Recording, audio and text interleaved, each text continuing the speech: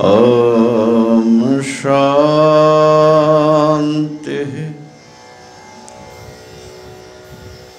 शांति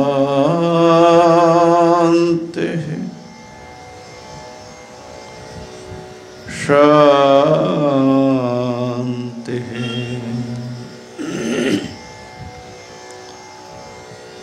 मंगलं दिशतु मे विनायको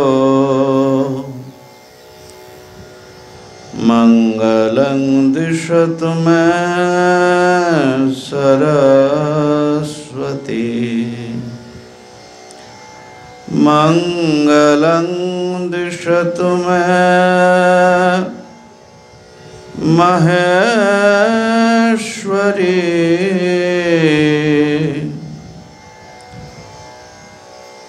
मंगलं दिशतु मे सदा शिवा।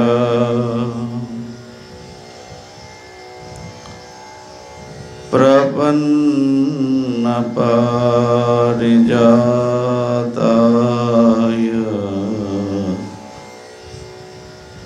तोत्र वेत्रैकपाणये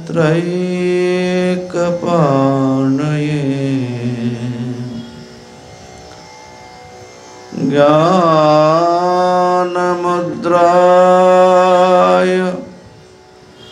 कृष्णाय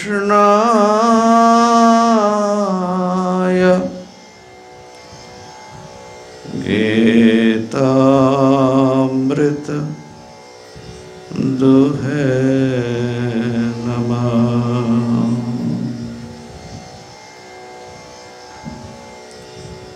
श्रुतिस्मृतिपुराणानाम् आलयं करुणालयं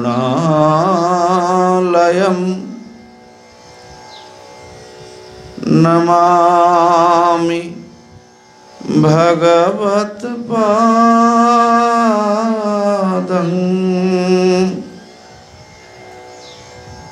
शंकरं लोकशंकरम्।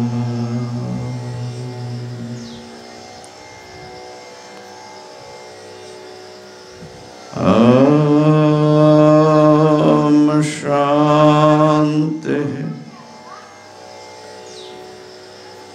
शांति शांति।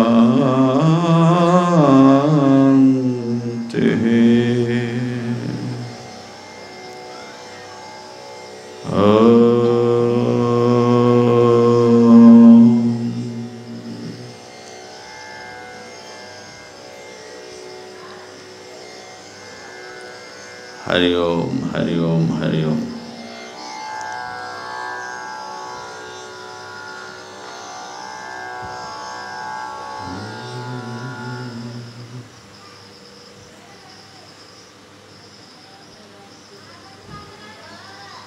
महादेव। भगवत भक्तजन श्रीमद् भगवद गीता की चर्चा चिंतन मनन हम लोग कर रहे हैं। एकादश अध्याय को समझने की कोशिश कर रहे हैं। एकादश गीता सूत्र के द्वारा सूत्र का उच्चारण करते हैं। ततः अनन्यया भक्त्या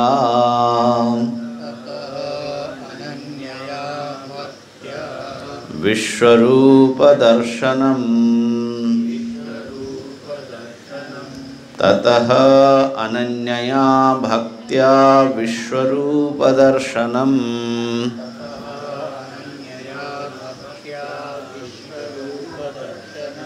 ततः अनन्यया भक्त्या विश्वरूप दर्शनम्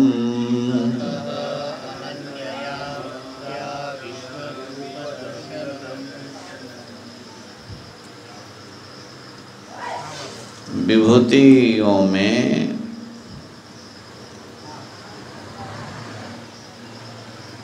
ईश्वरीय सत्ता का अनुसंधान के अनंतर सर्वत्र और सर्वदा भगवद अनुसंधानात्मिका जो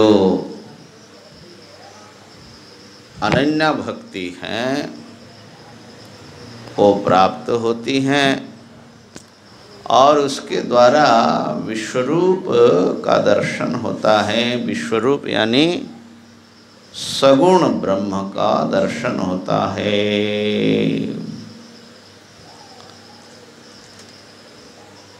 सगुण ब्रह्म का दर्शन गीता जी के चरम दर्शन नहीं है, लेकिन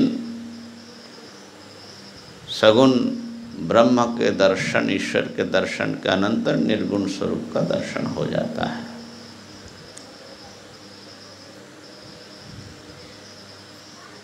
तो इस सूत्र को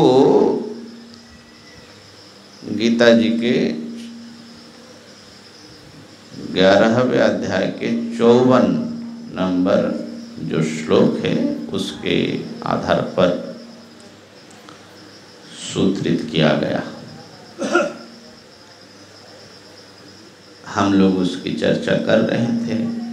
54 और 55 दोनों की उच्चारण कर लेते हैं। भक्त्या त्वनन्यया शक्य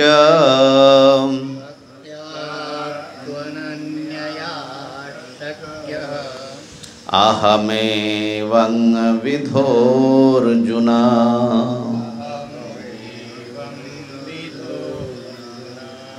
ज्ञातुं द्रष्टुं च तत्त्वेन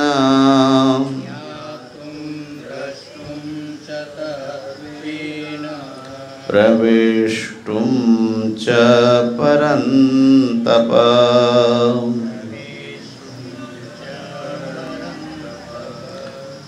मत कर्म कृन्मत परमो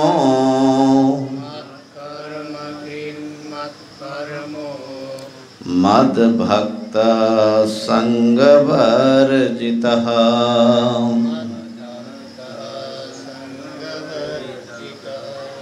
निर्वैरः सर्वभूतेषु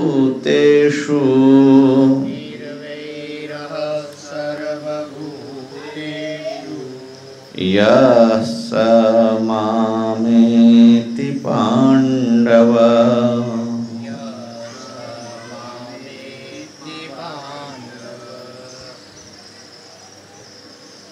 अनन्य भक्ति से ही केवल विश्वरूपी परमात्मा का तात्विक ज्ञान, साक्षात्कार और प्रवेश हो सकता है, अन्य किसी भी उपाय से नहीं। और अनन्य भक्ति की प्राप्ति उस भक्त को होता है जो अंतिम श्लोक में जैसा कहा, जो मेरा ही कर्म माने मेरे लिए ही कर्म करता है, मुझे ही परम मानता है, मेरा भजन करता रहता है, समस्त भूतों से आसक्ति रहित है और वैरभाव रहित है।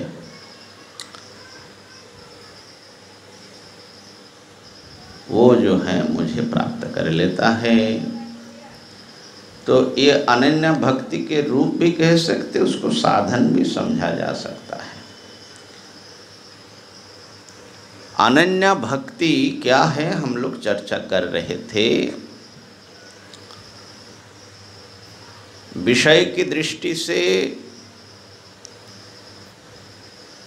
सगुण ब्रह्म सर्वत्र विद्यमान ब्रह्म ही इस भक्ति के भजनीय हैं। और ऐसा हम लोगों ने इसका विचार किया कि यद्यपि उनको जगत का, विश्व का दर्शन तो होता है, लेकिन विश्व के सर्वत्र सब वस्तुओं में विश्वेश्वर का भी दर्शन वो करते हैं। इस अध्याय की जो शिक्षा हमने शिक्षा वाक्य एक लिखा है, ये जो सुख पाठ्य गीता संस्करण में है, आप लोगों ने ये सुख पाठ्य गीता का अवलोकन किया ही होगा।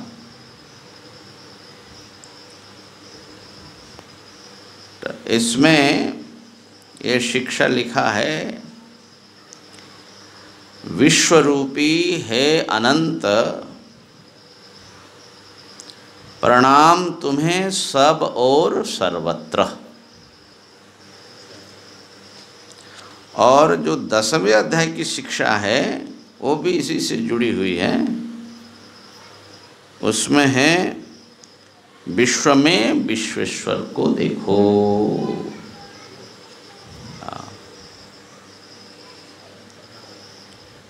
तो विश्व की सत्ता विश्वेश्वर से अलग करके कुछ भी नहीं है। एक ब्रह्म ही जगत रूप में आए हुए हैं, इसलिए सब ब्रह्म हैं। जैसे कल सुवर्ण दृष्टांत से हमने समझने की कोशिश की। ये तो विषय की दृष्टि से ये भक्ति अनन्य है, क्योंकि उनके लिए अपने भजनीय जो परमात्मा है उससे अलग कोई भी पदार्थ विश्व में नहीं है, इसलिए वो अनन्य भक्ति।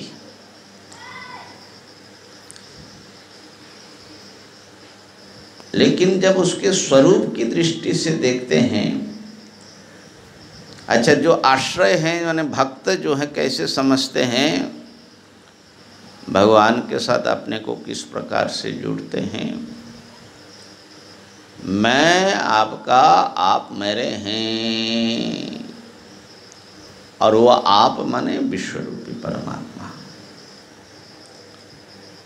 और जो अनन्य भक्ति का स्वरूप है उसमें विचार करने पर ऐसा लगता है, गीता जी में जो बताया वो अनन्या शक्ति है, अनन्य योग है, अनन्य आश्रय है, अनन्य देव है, अनन्य प्रयोजन है, अनन्य कर्मा है, अनन्य पर है, अनन्य चित्त है, अनन्य मना है। ये सब उसमें अनन्य आत्मा है। ये सब उसमें अनन्या भक्ति में स्वरूप में ये सब आ रहा है। इसको थोड़ा सा समझने की कोशिश करें, क्योंकि अनन्या भक्ति जो है भक्ति जीवन की एक अत्यंत उच्च भूमि है। तो वहाँ पर भक्ति की जो सरिता है वो मानो कि समुद्र में संगत हो रही है, समुद्र में मिल रही है। ऐसा सप्तम अध्याय में भगवान ने प्रारंभ में अर्जुन को कहा, मय्यासक्त मनः पार्थ योगम युञ्जन् मदाश्रय। असंशयं समग्रं मां यथा ज्ञास्यसि तच्छृणु।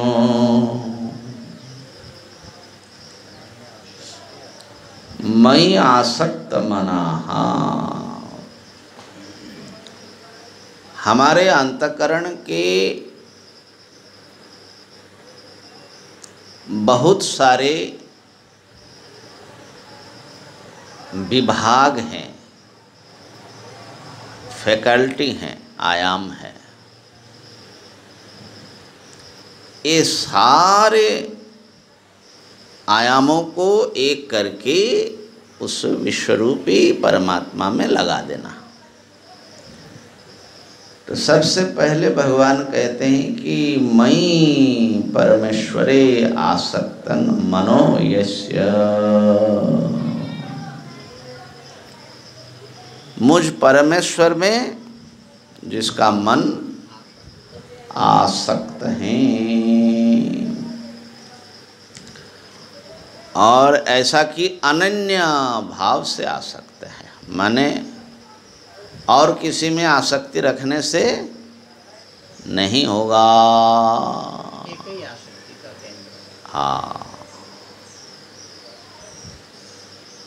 इसलिए एकादश अध्याय में उसका व्याख्यान रूप जो है ना, मद्भक्त संग वर्जित, माने अन्य किसी में संग या आसक्ति नहीं है। तो आसक्ति माने प्रीति, प्रेम,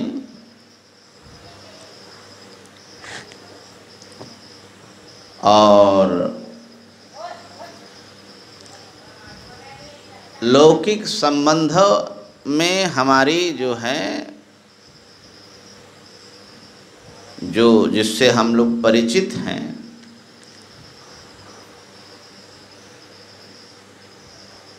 माता पिता से बच्चे की आसक्ति होती हैं, और पति पत्नी में आसक्ति का संबंध है, मित्रों में आसक्ति का संबंध बनता है। तो हमारी आसक्ति ऐसी नाना विषयों में फैली होती हैं, बल्कि धन में भी आसक्ति होती है। धन में आसक्ति होती है, और पत्नी में, स्त्री में आसक्ति होती है, और एक किस में आसक्ति बताया, 3 टान एकत्र करते हवे। 3 टान क्या है? हाँ,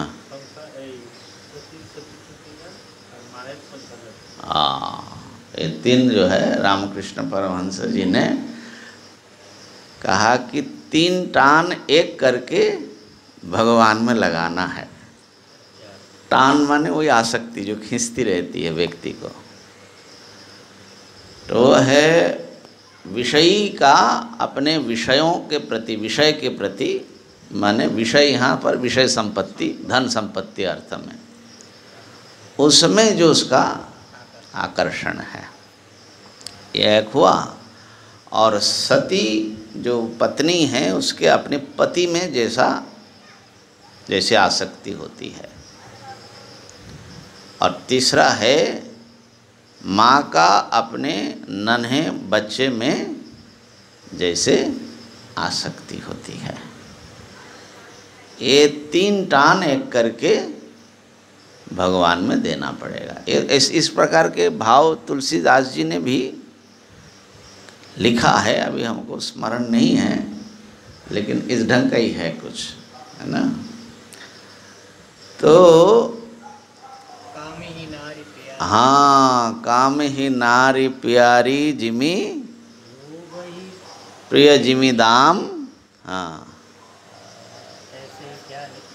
निरंतर उर्वसहु मोहि राम, इस ढंग का है ना। हाँ, कामुक को जैसे स्त्री बड़े प्रिय होते, दिन रात उसके चिंतन में काम जब हावी होता है तो कोई दूसरा चिंतन होता ही नहीं है, वही चलता रहता है। तो ये जो आसक्ति है, जो परमात्मा में ऐसी आसक्ति हो जाए, बड़ा कठिन काम तो है ना।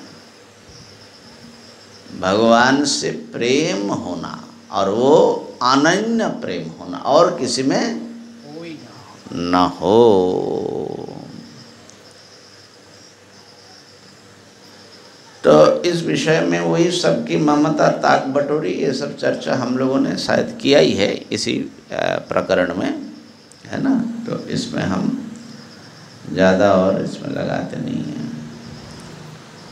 ये पूरे जो भागवत शास्त्र हैं, ये भगवान में कैसे आसक्ति हो जाए, भगवान में कैसे प्रीति हो जाए, तो हमारे चित्त में स्वाभाविक रूप से प्रेम करने की और प्रेम पाने की एक बड़ी व्याकुलता रहती है। और प्रेम के बिना जीवन बड़ा सुना सुना मालूम पड़ता है, शून्य हो जाता है, शुष्क हो जाता है, नीरस हो जाता है। बल्कि जब मनुष्य अकेला हो जाता है तो नाना प्रकार से वो जो है अपने प्रेम को प्रकाश करता है। गुरुजी बोलते थे कि देखो कुत्तों से कितना प्रेम करते हैं, खास करके विदेशों में। अब तो इस देश में भी वही फैशन चालू हुआ, लेकिन करे क्या, सब चले गए जिनसे प्रेम करते थे उनको छोड़ करके। तो अब ये कुत्ते हैं, बिल्ली हैं, इनके सहारे भी जीवन काटते हैं। अब कोई और जो है अब पेड़ पौधों से प्रेम करते हैं। अब हमारे स्वामी जी जैसे बगीचे में बहुत लगे रहते हैं कहीं ना कहीं आसक्ति होना जो है, उसके बिना आपका जीवन, आपके समय कैसे बीते, हैं? कठिन काम है। आसक्ति होना चाहिए, और आसक्ति अगर भगवान में हो जाए तो समय बिताने की तो क्या कहना है ना। तो मई आसक्त मनाहा, मेरे में ही जिनकी आसक्ति हुई, अनन्य आसक्ति माने अनन्य भक्ति का एक दिशा है, एक आयाम है कि उनकी आसक्ति बिल्कुल केवल भगवान से प्रेम है, केवल परमात्मा से प्रेम है।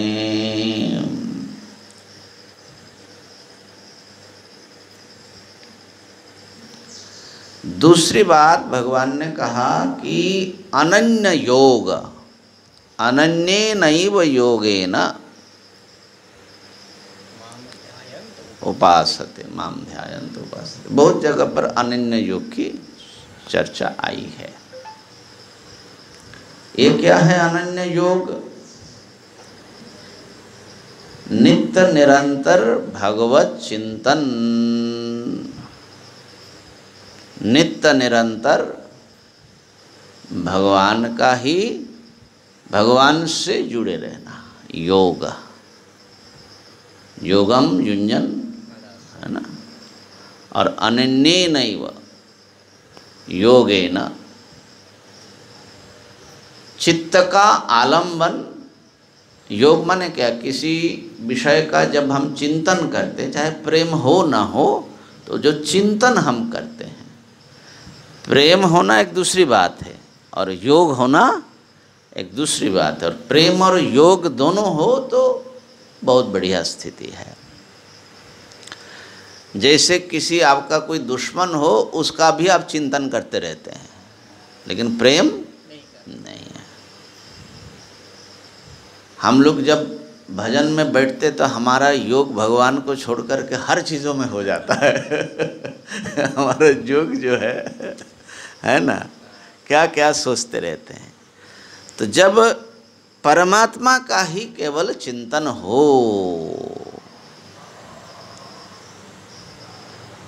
दिन रात बीत जाए, इसलिए नित्य युक्त शब्द भी बार बार गीता जी में आता है। सतत युक्ता एवं सतत युक्ता जे भक्तस्ताम परिभाषते। हाँ, तेषां सतत युक्तानां भजतां प्रीतिपूर्वकम। तो अनन्य योग ऐसा है कि माने भगवान से चित्त हटे ही नहीं, इसी को सर्वत्र सर्वदा भगवद अनुसंधान में लगे रहना।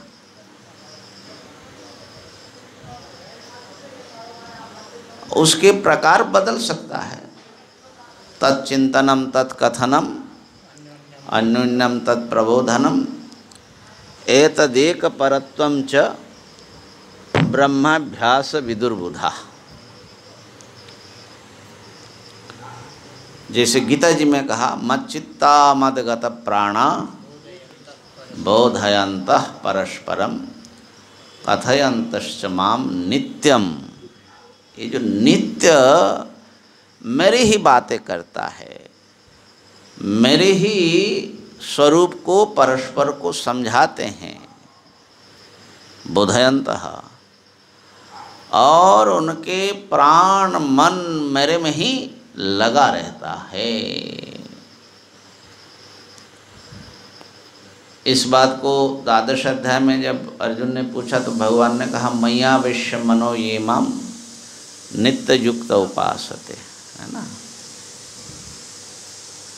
परम श्रद्धा से मेरे में ही सदा वो युक्त रहते हैं और उनका मन मेरे में आसक्त हो जाता है।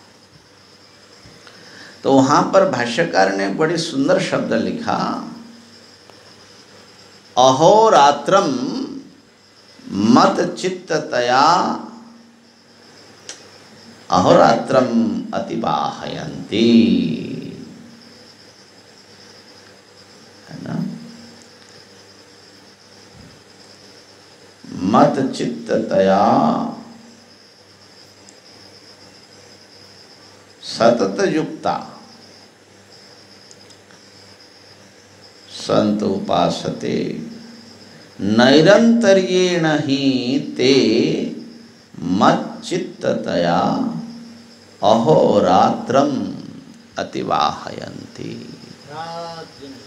हाँ, मच्चित्त होकर के निरंतर उनका दिन रात किधर से बीत जाता है पता नहीं, कछु दिवस राति।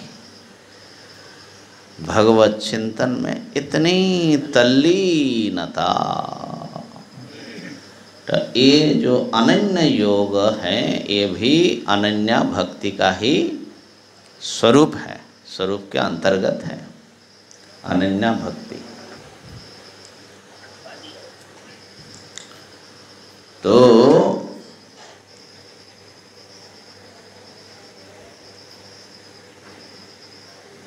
ये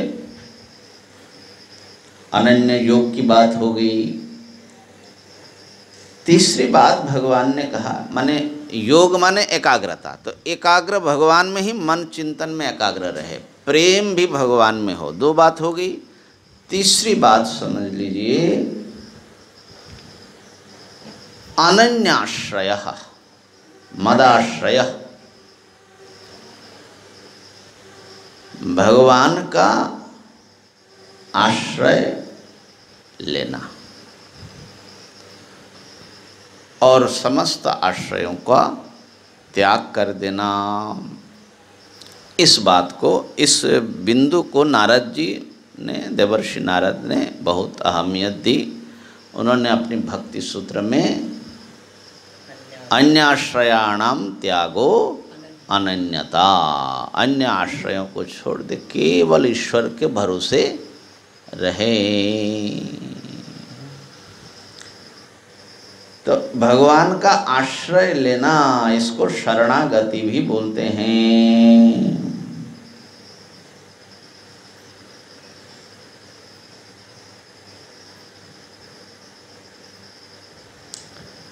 आश्रय लेना क्या है, भगवान शंकराचार्य जी ने समझाया कि कोई व्यक्ति किसी चीज को पाना चाहता है, उस प्राप्तव्य वस्तु जिस उपाय से, जिस कर्म से, जिस साधन से पाया जा सकता है वो उसका आश्रय लेता है, जिससे वो मिल जाए। जैसे कि किसी को स्वर्ग चाहिए तो उसका साधन जो है अग्निहोत्रादि तपोदानं वा किंचिद आश्रयम प्रतिपद्यते, उसका आलंबन लेते हैं। किसी को रोग हो गया, उससे मुक्त होना चाहता है, आरोग्य चाहता है, तो चिकित्सक अथवा औषधि का आश्रय लेता है। ऐसे करके तो यहाँ जो है ये और किसी का आश्रय नहीं लेता, केवल परमात्मा के आश्रय में वो रहता है।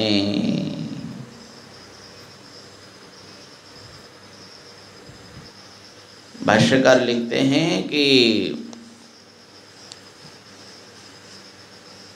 तमेव नो गति ही, आप ही केवल हमारे गति है। इत्येवं निश्चिता बुद्धि, गति माने आश्रय, यहाँ गंतव्य के साधन के रूप में आप ही आश्रय हैं। मयि चानन्य योगेन भक्तिर अव्यभिचारिणी,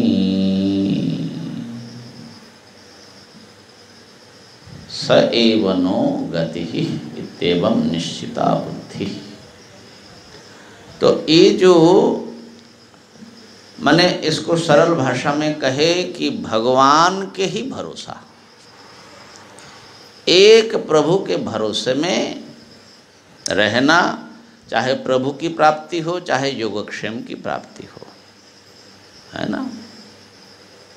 केवल भगवत भरोसे उसका जीवन, इतना अटूट विश्वास, अटूट भरोसा कि भगवान हमारा आश्रय हैं, हम भगवान के शरणागत हैं, वो हमारी रक्षा अवश्य करेंगे।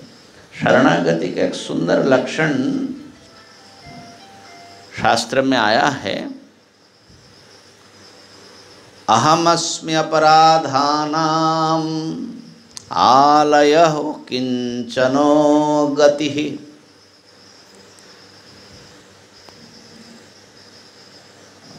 अहमस्मि अपराधानाम आलयः, मैं तो बहुत दोषों का खान हूँ, अकिंचन हूँ, मैं असहाय हूँ, अगति ही, मेरी कोई गति नहीं है। त्वमेव उपाय भूतो में भवेति प्रार्थना मति, आप ही मेरे उपाय हैं, आप ही मेरे उपाय बनो। ऐसी जो प्रार्थना बुद्धि है भगवान से कि भगवान आप ही मेरे आश्रय है, आप ही मेरे रक्षक हैं, आपके अलावा और कोई मेरा नहीं है। शरणागतिरित्युक्ता सा देवेस्मिन् प्रयुज्यताम्, इसका नाम शरणागति है।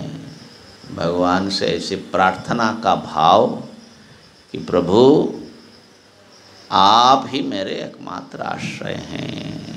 ये सच्चाई भी है, क्योंकि और कोई रक्षा कर भी नहीं सकते भगवान के सिवा। तो ये जो है आश्रय लेना भगवान का, अनन्याश्रय, दूसरे समस्त आश्रयों का त्याग देना।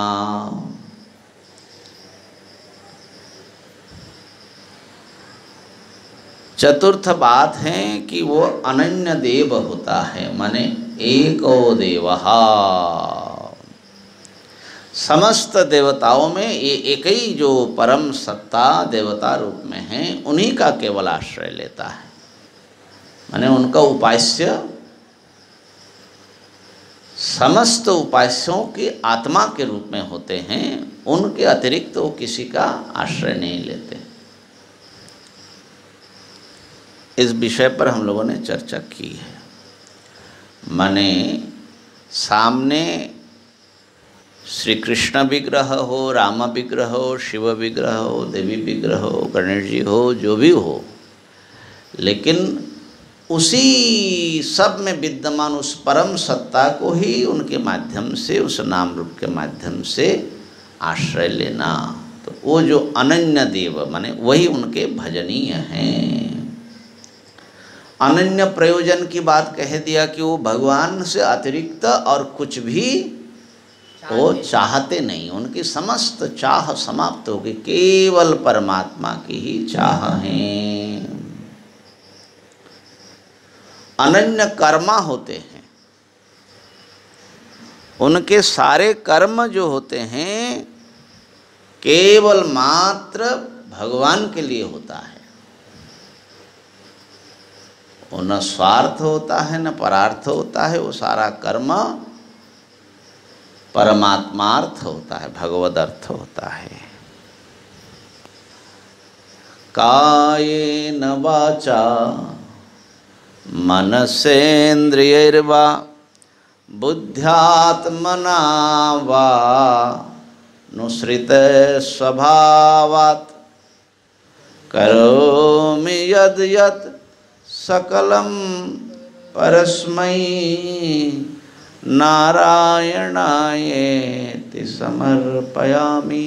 असल में भागवत में है करोति यद् यत् सकलं परस्मै नारायणायेति समर्पयेत तत्। तो उसको प्रार्थना बना लिया भक्तों ने, समर्पयामि किया। तो शरीर के द्वारा जो कुछ होता है शारीरिक कर्म, वाचा वाणी के द्वारा, मनसा मन के द्वारा, इंद्रियों के द्वारा, इंद्रियर मनसेन्द्रियर्वा, बुद्ध्यात्मना बुद्धि के द्वारा। मन और बुद्धि में थोड़ा फर्क है। बुद्धि से निश्चय होता है, विश्वास होता है, और अगर आत्मना अलग से ले, बुद्ध्या आत्मना, आत्मना माने जीवात्मना, और अनुसृत स्वभावत, जो हमारी मानस प्रकृति है, स्वभाववश हम जो कुछ कर डालते हैं। करोमि यद् यत् सकलम, ये सारे क्रियाओं को नारायणाय, ये नारायण के लिए हैं, ऐसा समर्पित। गीता जी में ही ये बात आई है। यत् करोषि यदश्नासि यज्जुहोषि ददासि यत् यत्तपस्यसि कौन्तेय तत्कुरुष्व मदर्पणम्। तो प्रत्येक कर्म में वो जो अनन्य भक्त हैं वो इतना जागरूक हैं कि समस्त कर्म का संबंध भगवान से है, भगवान के लिए है, नारायणाय, उनके उद्देश्य से। भक्त को कोई भी कर्म करने से पहले भगवान तुम प्रसन्न होना हमारे इस कर्म से, कर्म करते हुए भगवान तुम प्रसन्न होना, कर्म के अंत में प्रभु कृष्णार्पणमस्तु, इस कर्म से आप प्रसन्न होइए, संतुष्ट होइए। भगवत प्रसन्नता के लिए जो जो करते हैं, हम जो कुछ करते वो भगवत संतुष्टि के लिए। ये प्रार्थना का भाव, ये उद्देश्य होना चाहिए। खाना पीना सोना जागना सब कुछ भगवान के लिए हो, माने भगवत संतुष्टि के लिए हो, भगवत सेवा के लिए हो। असल में भक्ति का जो मूल धातु अर्थ है वो तो सेवा ही है, भज धातु सेवा। तो इस शरीर इंद्रिय मन बुद्धि के द्वारा जितना जो कुछ उसके द्वारा कुछ भगवान की सेवा होता रहे निरंतर, भगवत सेवा के लिए ये सब लगे। ऐसी वृत्ति जो है उस अनन्य भक्तों की बनी रहती है कि भगवान के लिए है। खाना पीना सोना जागना ये सब जो हैं भगवत साधन ही है। अगर भोजन नहीं करेंगे तो शरीर तो उनका है, तो उनका शरीर से उनकी सेवा होनी चाहिए, उसके लिए उसको भोजन देना भी आवश्यक है, निद्रा भी आवश्यक है, और विश्राम व्यायाम सब कुछ आवश्यक है। माने जो कुछ आप कर रहे हैं वो भगवद अर्थ उसका उपयोग होना चाहिए, अपने इंद्रिय सुखार्थ नहीं, है ना। और अपने इंद्रिय सुख में भी अगर इंद्रिय सुख भी अनिवार्य हो जाता है तो उसमें भी भगवत संतुष्टि के सूत्र और भाव ढूंढना पड़ेगा। तो इस प्रकार से पूरा जीवन उसका इतना जागरूक होता है उस अनन्य भक्त का कि केवल भगवान के लिए ही वो काम करता रहता है। असल में कर्म योगी का माने अनन्य भक्त का भगवान तो विश्वमय है, विश्वव्याप्त है, तो उसका जो भी संबंध है कर्म के द्वारा वहाँ पर वो परमात्मा की ही पूजा हो जा रही है। अगर वो इस बात को समझता है कि हमारे भगवान ही सब में बैठे हुए हैं, किसी को आप पानी पिला रहे हैं प्यासे को, तो परमात्मा को ही आप सेवा कर रहे हैं, है ना। इसका बड़ा सुंदर उदाहरण हम लोग सुनते हैं कि जो तुकाराम जी के जीवन में ये काशी से गंगा जल लेकर के रामेश्वरम जा रहे थे, तो बीच में ऐसे जगह आती हैं, ऐसा क्षेत्र जहाँ पर जल का अभाव हो जाता है, और भी लोग उनके साथ में थे, माने मंडली थी। हाँ, तो वहाँ देखा कि एक गधा वो प्यास से तड़प रहा है, माने गिर गया है, मरने वाला है। अब सबके हृदय में दया तो आ गई, भक्त लोग हैं, दया आ गई, लेकिन काशी से गंगाजल लेकर के पैदल जा रहे हैं, रामेश्वरम थोड़ी देर में पहुंचने वाले हैं, अब कैसे गंगाजल पिला दे, है ना। उनका संकल्प है कि रामेश्वरम, तो कोई उसको पानी नहीं पिलाया। तो तुकाराम जी आए, देखा कि गधा जो है छटफट कर रहे हैं, तो उनका हृदय भी दया से भर गया। अरे ये तो इनको जल की बहुत ज़रूरत है, तो उन्होंने अपना गंगा जल का घड़ा उसको पिलाने लगा। उनके साथी ने कहा कि पागल हो गए हो, रामेश्वरम आ गए, इसको दे दोगे तो कैसे होगा। अब जल भी तो बहुत ज़्यादा तो नहीं ले जा सकते ना, वो तो थोड़े से ही होता है। लेकिन सुनते हैं कि तुकाराम जी ने उसी गर्दभ में ही भगवान रामेश्वरम का, अपने प्रभु का दर्शन किया, पुंडरीक भगवान का, पांडुरंग का, और उनको पानी पिलाया कि ये जो हैं इनमें वही परम सत्ता बैठे हुए, इनको पिलाना माने वो भगवान को ही जल देना है। और सुनते हैं कि भगवान ने उनको दर्शन दिया, है ना। तो ये जो अपने कर्मों को, अपने भावों को, माने सर्वत्र उनके भगवान जो है कोई परिच्छिन्न सत्ता खाली मंदिर में ही रहने वाले नहीं है, मंदिर में भी रहते हैं, लेकिन सर्वत्र सबके साथ विद्यमान है। इसी प्रकार सुनते हैं कि नामदेव जी का वो भोग लगाने के लिए रोटी बना रहे थे और वो उधर से कुछ करने गए तो तब तक कुत्ता रोटी लेकर के भागा और नामदेव जी घी का कटोरा लेकर के भागा। अरे भाई भगवान प्रभु रुक जाओ, तुमको खाली सूखी रोटी से पेट दर्द हो सकता है, थोड़ा घी लगा लो। तो अनन्य भक्त सर्वत्र भगवान का दिव्य प्रकाश अनुभव करता है और उस भाव से, इसलिए कर्मयोग का जो अष्टादश अध्याय में आया है ना, यता प्रवृत्तिर्भूतानां येन सर्वमिदं ततः स्वकर्मणा तमाभ्यर्च्य सिद्धिं विन्दति मानवः।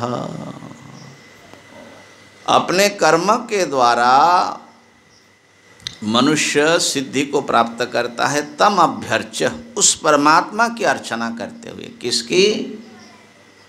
जतः प्रवृत्तिर्भूतानां, जिनसे समस्त जीवों की कर्मचेष्टा उत्पन्न होती है। ये जो हम चल फिर रहे हैं सब परमात्मा की सत्ता से। और ये न सर्वमिदं ततम, जिससे ये समस्त जगत व्याप्त हैं। तो कर्मयोगी का भगवान जो हैं वो सर्वत्र विद्यमान, सबके साथ, सबके भीतर बैठे हुए, सर्वरूप में उपस्थित।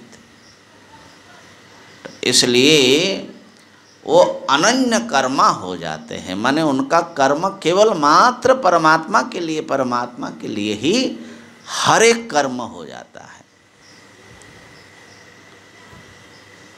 और जैसे कि कहा कि मत परहा, भगवान को ही वो परम माने सुप्रीम मानते हैं, इसलिए अनन्य पर, मत कर्मकृत मत परमः, है ना। तो इस प्रकार से अनन्या भक्ति का जो स्वरूप है वो भगवान से हर प्रकार से, उसके हर आयाम से वो उसका भजन चलता है। चाहे प्रेम हो, चाहे योग हो, चाहे आश्रय हो, चाहे विश्वास हो, सब प्रकार से उसकी समस्त वृत्ति भगवद आलंबित हो जाता है। माने कैसा उनका जीवन कैसा है। भागवत में भगवान कपिल अपनी माँ को सुनाते हैं, मद्गुण श्रुति मात्रेण मयि सर्वगुहाशये मनोगतिरविच्छिन्ना यथा गंगाम्भसोम बुधौ लक्षणम अहैतुक्यव्यवहिता जयात्मा संप्रसीदति लक्षणम भक्ति योगस्य निर्गुणस्य हृदाहृतम। मेरे गुणों का श्रवण करने से भक्त सबके हृदय में बैठे हुए उस परम सत्ता के प्रति उनकी मनोगति अविच्छिन्न, विच्छिन्न नहीं, निरंतर चलती रहती हैं। जैसे कि गंगा की धारा निरंतर समुद्र में मिलती रहती हैं। और वो अहैतुकी, किसी मतलब से नहीं कि फलाने स्वार्थ के लिए, उन्हीं के लिए उन्हीं की भक्ति है। अहैतुकी अव्यवहिता, व्यवधान रहिता, माने कोई भी बाधा विघ्न आए उससे कुछ फर्क नहीं पड़ता है। इस प्रकार से अनन्य भक्त समर्पित हो जाते हैं, उनका सब कुछ परमात्मा ही हो जाते हैं। माता पिता गुरु बंधु, है ना, त्वमेव माता च पिता त्वमेव त्वमेव बन्धुश्च सखा त्वमेव त्वमेव विद्या द्रविणं त्वमेव त्वमेव सर्वं मम देव देव। तो इसलिए भाष्यकार लिखते हैं मयि ईश्वरे परम गुरौ वासुदेवे समर्पित सर्वात्म भाव। उनका समस्त ममता आत्मभाव, आप ही मेरे माता हो, पिता हो, बंधु हो, सखा हो, सब रूप में भगवान को ही वो अनुभव करते हैं। और भाष्यकार ने वो जो कर्म के मानस पूजा में लिखा है, आत्मा त्वं गिरिजामति सहचरा प्राण शरीरम गृहम पूजा ते विषयोपभोग रचना निद्रा समाधि स्थिति संचार पदयो प्रदक्षिण विधि स्तोत्राणि सर्वा गिरो यद यद कर्म करोमि तत्तदखिलम शंभो तवाराधनम। हे भगवान, आपकी पूजा हो रही है समस्त सारे कर्मों के द्वारा, खाना पीना विषयोपभोग सोना सब कुछ के द्वारा, तो उनका योग जो है अविच्छिन्न हो जाती है, नित्य योग हो जाता है। माने दिव्य सत्ता की एक उपस्थिति, उनका विश्वास वो इतना उसमें माने प्रकट हो जाता है, तभी तो उसको अनन्या भक्ति होगी। और इस भक्त के जो बाकी सारे धर्म गुण हैं गीता जी में बहुत बताया, वो अद्वेष्ट सर्वभूतानां ये सब आएंगे, तुल्य निंदा स्तुतिर्मौनी, माने हर परिस्थिति को, हर परिस्थिति में भगवान की अत्यंत अनुग्रह का, कृपा का, करुणा का अनुभव करते। भगवान उनके लिए कोई निष्प्राण सत्ता नहीं, निरंतर वो रेस्पॉन्स देते हैं। भगवान उनके साथ में संवाद होता है ना।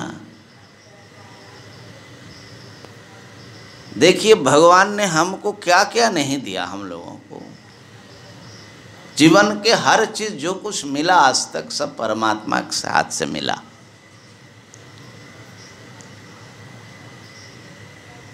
लेकिन अगर चलते चलते मान लो कि कहीं ठोकर खाने लगे, ठोकर खाए,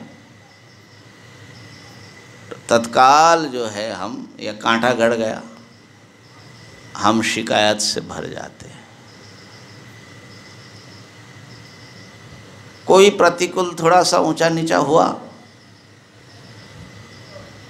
हम जो है बड़े कंप्लेन करते हैं, बड़ा मन में विक्षोभ आ जाता है। इसका मतलब है कि भक्ति नहीं है, भगवान में प्रेम नहीं है। प्रेम होगा तो ऐसा हो सकता है, अगर प्रेम होगा, योग होगा, आश्रय लेंगे, शरणागत होएंगे, कैसा होगा।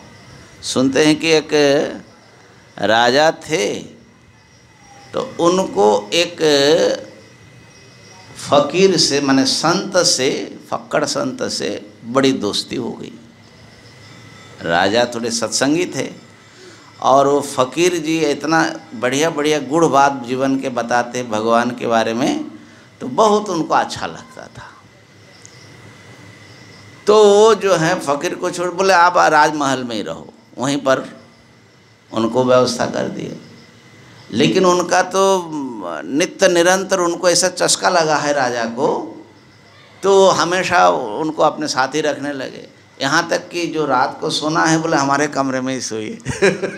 इतना माने प्रेम हो गया, फकीर का भी बड़ा प्रेम हो गया। और बढ़िया से बढ़िया जो चीज़ राजा को अच्छा लगे वो फकीर को दे, और फकीर अपना उसका प्रेम रखे, मान रखे। तो कहते हैं कि एक बार जो है शिकार के लिए निकले, फकीर को ले गए साथ में। फकीर गए, राजा के प्रेम से, उन्होंने भी राजा से प्रेम बहुत हो गया उनका भी। जंगल में सब अलग अलग हो गए हैं, फ़कीर और राजा एक साथ में हैं और जंगल में कुछ खाने को नहीं मिला है। भटकते भटकते किसी एक पेड़ के नीचे दोनों जा कर के बैठा, तो देखा कि उस पेड़ में एक ही फल है, एक फल है। तो राजा घोड़े पर खड़े होकर वो फल उतारा और अपने तलवार से उसका जो है वो किया, टुकड़ा किया। माने फल ऐसा है कि वो एक का ही पेट भर सकता है और दोनों का ही प्राण संकट है भूख से, माने ये स्थिति है। तो उसको काट करके उन्होंने 6 टुकड़ा किया राजा ने, और पहला टुकड़ा फकीर को दिया। फकीर ने खाया, बड़ा खुश हुआ, कहा कि महाराज एक टुकड़ा और एक फांका और दे दीजिए। दूसरा भी खाया,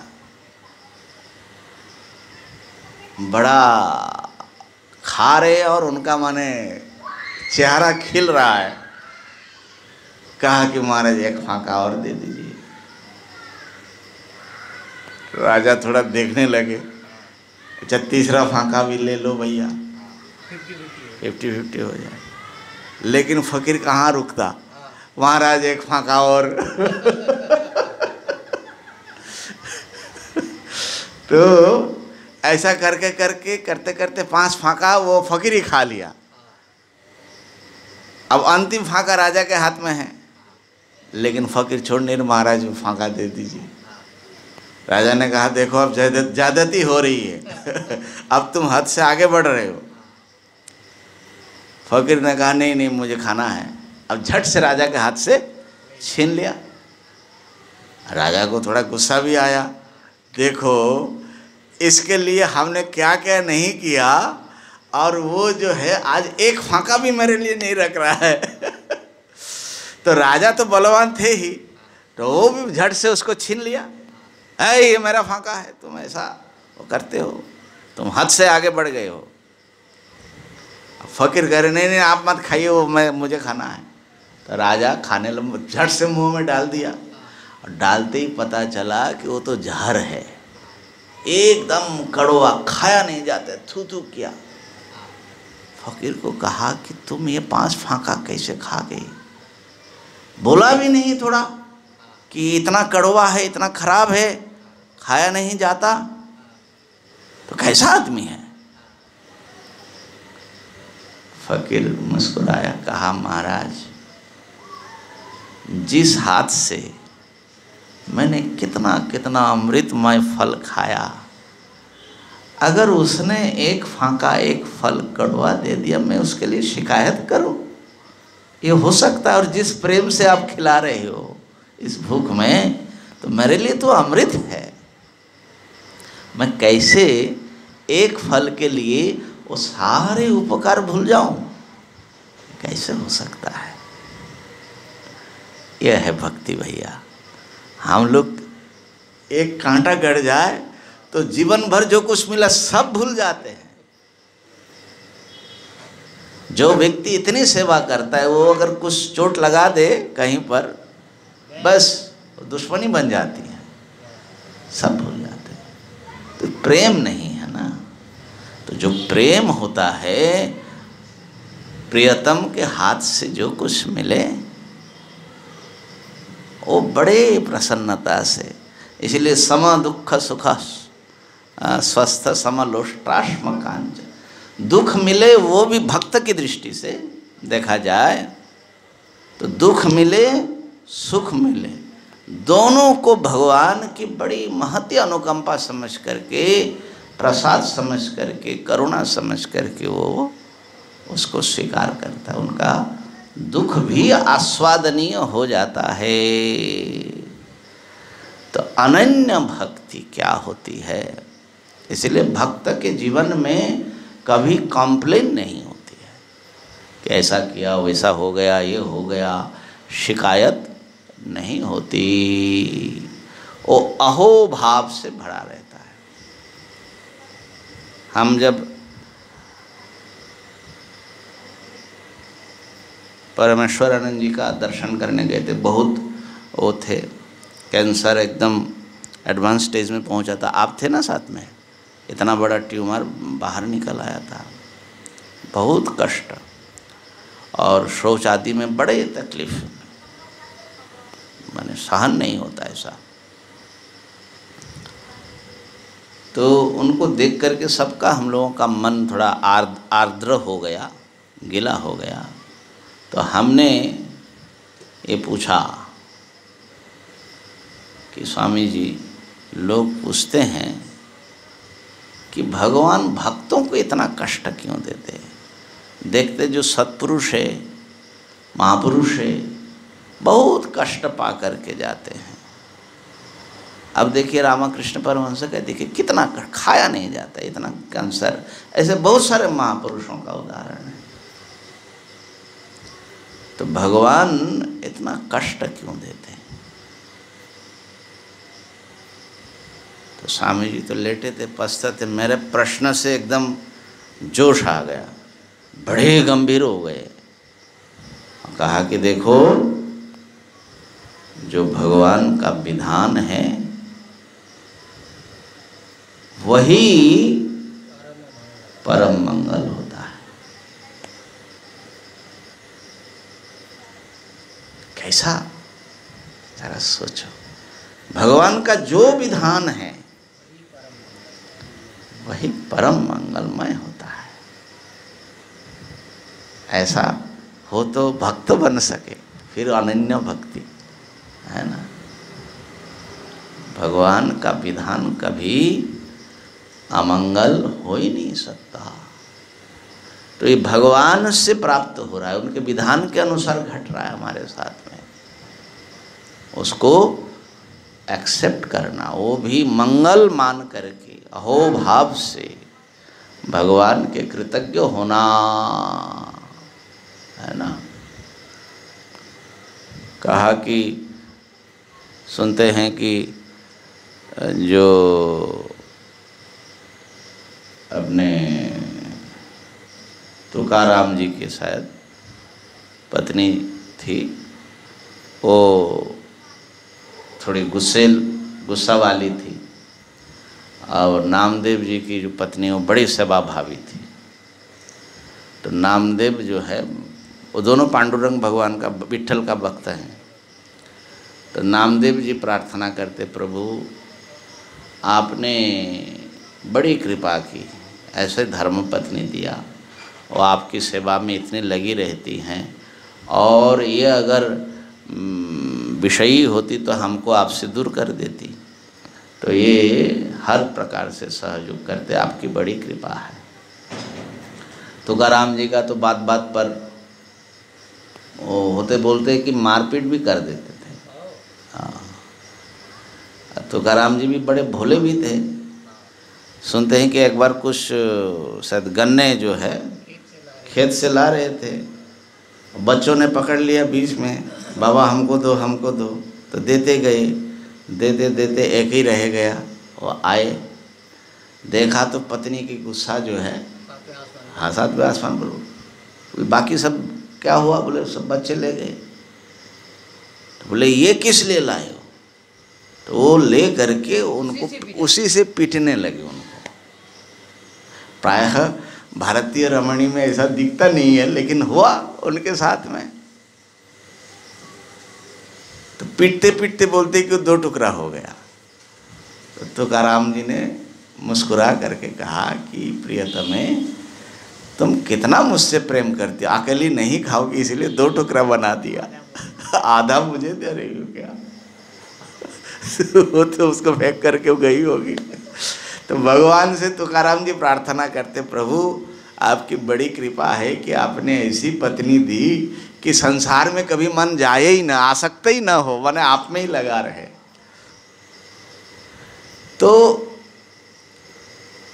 माने जो अनन्य भक्त हैं हर चीज़ में, देखिए नारद जी की माँ ही एकमात्र वो अवलंबन था। जब माँ को जब सांप ने काट लिया तो बोलते नारद जी सुना रहे हैं कि मैंने ये माना कि भगवान ने हमको बड़े बंधन से मुक्त कर दिया, है ना। तो ये जो भक्त की एक अद्भुत भाव होता है, जब भगवान से व्यक्ति जुड़ जाता है तो उनका समस्त व्यक्तित्व बदल जाता है। तो इस प्रकार से गीता जी में हम देखते हैं कि भगवान से और खास करके सर्वत्र विद्यमान उस परम सत्ता से जुड़ना, ये जो है समस्त गीता जी के एक मुख्य सूर है। समय हो गया होगा, है ना। हाँ, तो 1 मिनट, 5 मिनट हो गए, ठीक है। तो इसमें हम कल जो हैं, मैं समझता हूँ अनन्या भक्ति पर तो बहुत कुछ कहा जाएगा, कहा जा भी सकता है, लेकिन अनन्या भक्ति का स्वरूप लगभग एक धारणा आ गई कि अनन्या भक्ति क्या है।